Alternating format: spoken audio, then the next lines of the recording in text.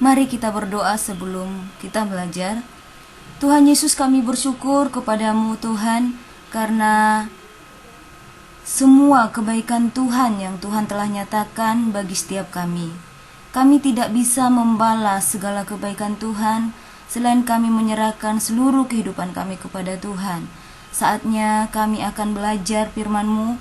Tuhan, tolong kami, Tuhan pimpin kami supaya kami selalu mengerti apa yang Tuhan inginkan dari setiap kami. Terpujilah Engkau Tuhan yang baik. Hanya di dalam nama Tuhan Yesus kami bersyukur dan berdoa. Haleluya. Amin.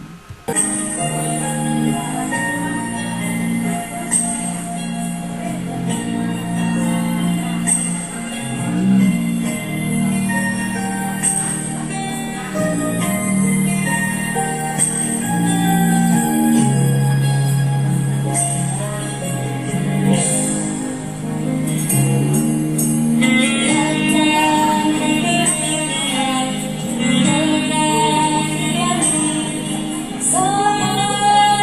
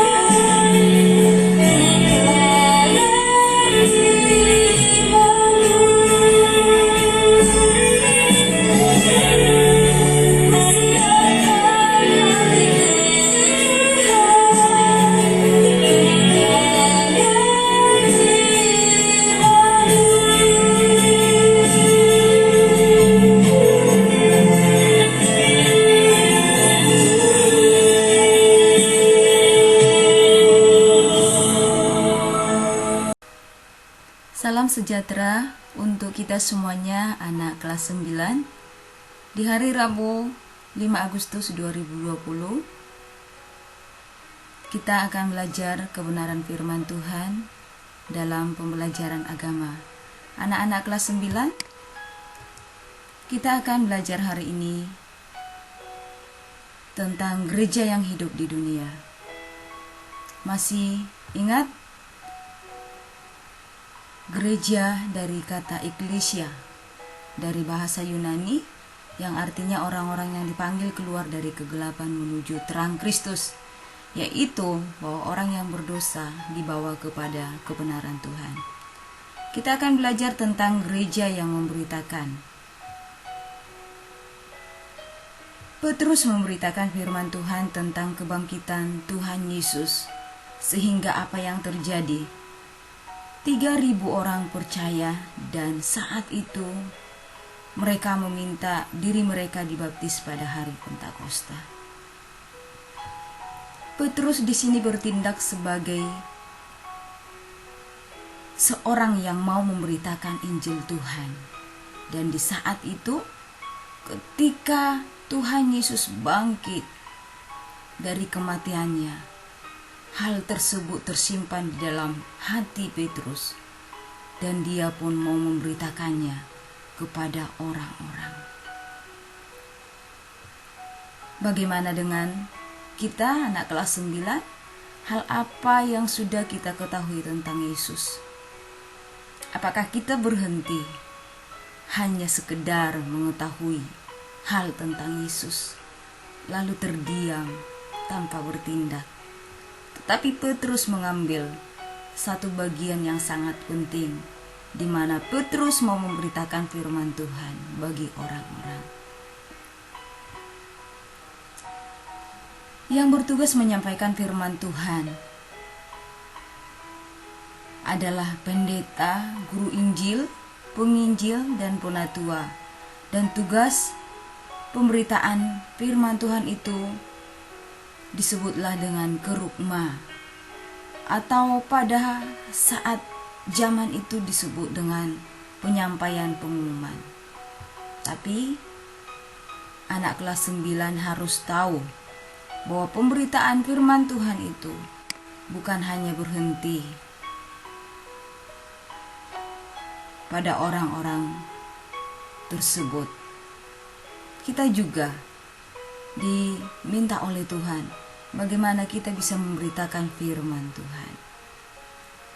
Sekarang kita memasuki tentang liturgi, yaitu liturgi itu adalah tata ibadah, urutan ibadah dari awal hingga selesai. Itu disebut dengan liturgi. Anak kelas 9 di gereja Ortodoks Katolik Timur di Rusia, liturginya itu sangat rumit sampai dikatakan 3 jam. Dan pada saat mereka ibadah, selama mereka ibadah 3 jam, ibadahnya dikatakan wajib berdiri. Wow, apakah kita bisa mengikuti ibadah selama 3 jam berdiri? Nah, ini tergantung dari gerejanya ya, kesepakatan gerejanya. Sedangkan di gereja Katolik Roma, Ekaristi atau perjamuan kudus adalah puncak dari ibadah yang mereka lakukan setiap minggunya. Ya. Kita lanjut di gereja Kristen Protestan. Di gereja Kristen Protestan, bahwa puncak ibadah mereka terletak pada firman Tuhan. Sehingga kalau kita beribadah di gereja-gereja Protestan, tidak heran kalau khotbahnya panjang. Bahkan hamba Tuhan sampai mempersiapkan firman Tuhan itu bisa ada yang berminggu-minggu, sampai lembur, mempersiapkan dengan benar-benar dan matang ya. Karena memang puncak ibadahnya itu terletak di pemberitaan firman-Nya. Nah, anak-anak, di sini kita melihat adanya perbedaan liturgi-liturgi, adanya perbedaan yang dimiliki oleh setiap gereja. Nah, ini tidak menjadi masalah ya anak-anak ya. Jangan dipermasalahkan masalah liturginya. Yang penting bagaimanapun tata ibadah kita, biarlah kita menjalankannya dengan baik dan benar di hadapan Tuhan, dan tidak mengganggu pemahaman-pemahaman orang lain, dan kita tidak memaksakan orang lain sependapat dengan kita. Nah, ini tentang liturgi ya. Bagaimana dengan anak-anak yang beribadah di gereja masing-masing? Apakah anak-anak mengetahui di mana letak kekuatan liturgi yang ada di gereja anak-anak? Apakah puncaknya di firman Tuhan, di perjamuan kudus, atau mungkin ada bentuk-bentuk yang lain? Nah, anak-anak bisa memahami hal tersebut ya. Sekarang kita beralih ke dalam bahasa Indonesia, hari Minggu disebut hari pertama. Berasal dari bahasa Portugis, yaitu Domingo, yang berarti hari Tuhan ya. Hari Tuhan disebut juga dengan Sabat ya. Oke, kita lanjut. Yang pertama tadi kita sudah belajar tentang gereja yang memberitakan firman Tuhan. Sekarang kita belajar tentang gereja yang bersekutu. Bersekutu itu adalah bagian dari tugas panggilan gereja. Tata ibadah disebut dengan liturgi, dari bahasa Yunani leutorgia, yang berarti pelayanan militer, pelayanan imam kepada Tuhan berupa kurban dan doa untuk Tuhan, dan persembahan untuk menolong orang miskin. Jemaat mula-mula suka berbagi karena didasari saat Yesus melakukan perjamuan malam bersama murid-muridnya sebelum Yesus disalibkan. Inilah yang disebut dengan persekutuan atau koinonia dalam bahasa Yunani. Koinonia juga dapat berarti pemberian yang dilakukan bersama-sama. Nah, ingat ya, anak kelas 9, jemaat perdana mau melakukan persekutuan, yaitu dengan berbagi. Itu didasari dari firman Tuhan, di mana saat malam terakhir sebelum Tuhan Yesus akan disalibkan, mereka makan bersama-sama, Tuhan Yesus bersama murid-muridnya. Nah, hal ini yang mendasari mereka untuk melakukan persekutuan dengan cara suka berbagi ya. Bagaimana dengan kita anak kelas 9?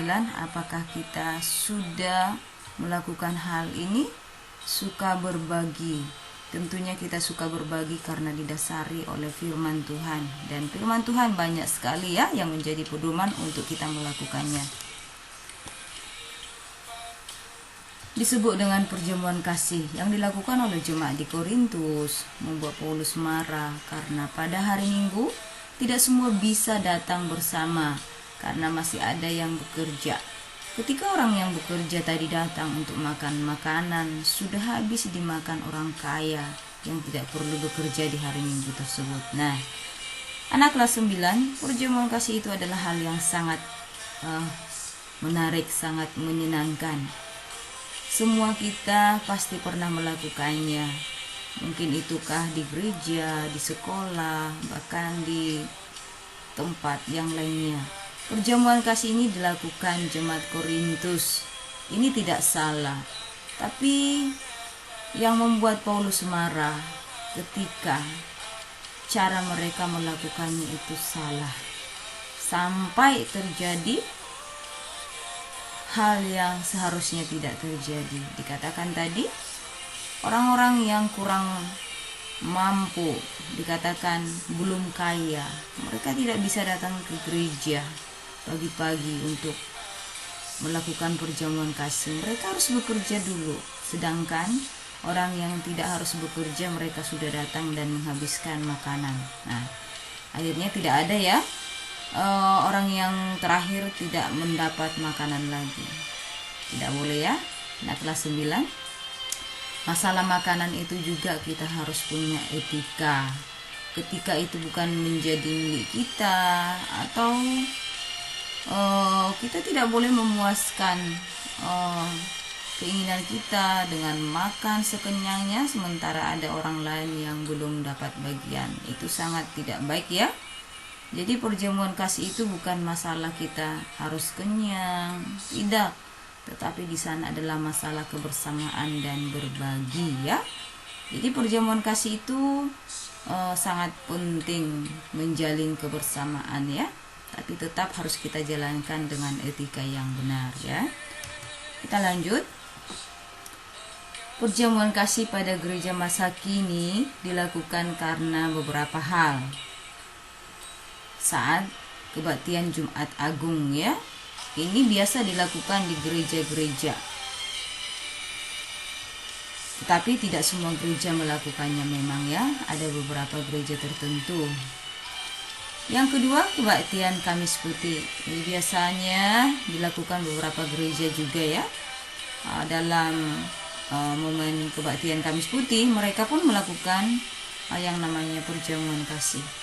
Ada juga dilakukan karena pada malam sebelum Jumat Agung. Nah, ada 3 hal yang bisa membuat gereja-gereja melakukan perjamuan kasih, ya.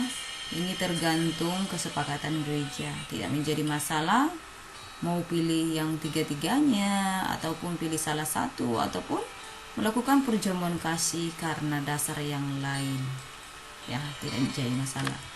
Kita lanjut. Anak-anak, saatnya anak-anak memperhatikan dari pembelajaran kita tadi. Sekarang Miss berikan tugas untuk anak kelas 9.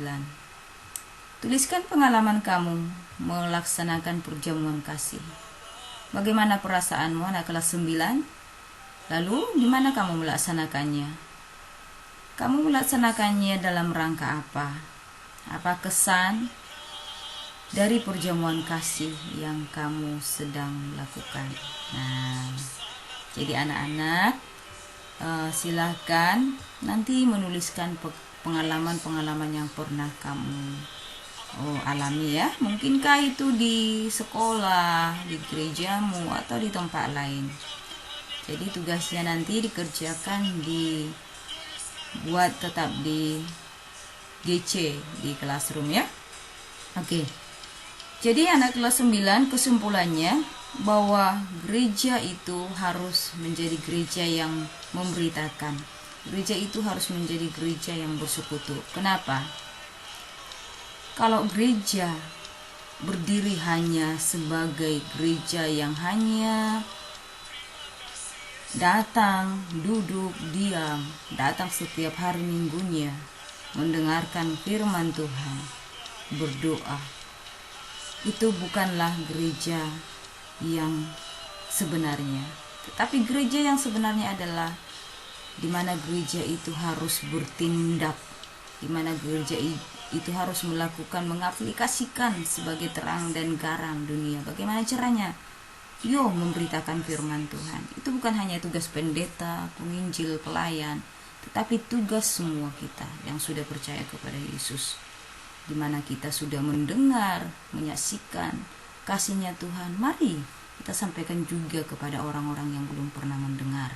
Jadi anak kelas 9, kita semua harus terlibat dalam pemberitaan firman Tuhan. Apakah itu lewat kita memberitakannya kepada orang lain, apakah itu lewat kita dalam bertindak, cara kita berperilaku, karakter kita, sikap kita, itu juga sudah memberitakan firman Tuhan kepada orang lain. Dan juga kita harus menjadi gereja yang bersekutu. Anak-anak, silakan kamu terus berkarya untuk sesama kamu. Kamu bisa memberikan kasihmu kepada sesamamu, di mana Tuhan sudah memberikan kasih-Nya kepada kita. Jadi gereja itu adalah gereja yang bergerak, gereja yang bertindak. Itulah yang Tuhan inginkan dalam setiap gereja. Terima kasih di pembelajaran kita pada hari ini. Kiranya pembelajaran ini bermanfaat bagi kita. Pelajaran ini bisa memberikan wawasan yang baru kepada kita, dan kita memaknainya dengan cara melakukannya di hadapan Tuhan. Sekian pembelajaran kita. Mari kita berdoa. Tuhan Yesus yang baik, kami sudah belajar kebenaran firman Tuhan. Tuhan tolong kami bukan hanya sekedar belajar, tetapi kami bisa Bapa mengerti, memahami, bahkan terutama kami mau melakukannya sebagai anak-anak Tuhan yang percaya kepada Tuhan. Kami tidak tinggal diam, tetapi kami menjadi pelaku-pelaku firman-Mu dengan melakukannya di dalam kehidupan kami sehari-hari. Tolong kami, mampukan kami ya Tuhan. Hanya di dalam nama Yesus kami bersyukur dan berdoa. Haleluya. Amin.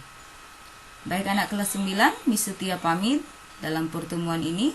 Selamat bertemu kembali di pertemuan berikutnya. Tuhan Yesus selalu memberkati dan menyertai kita. Salam sejahtera bagi kita. Shalom.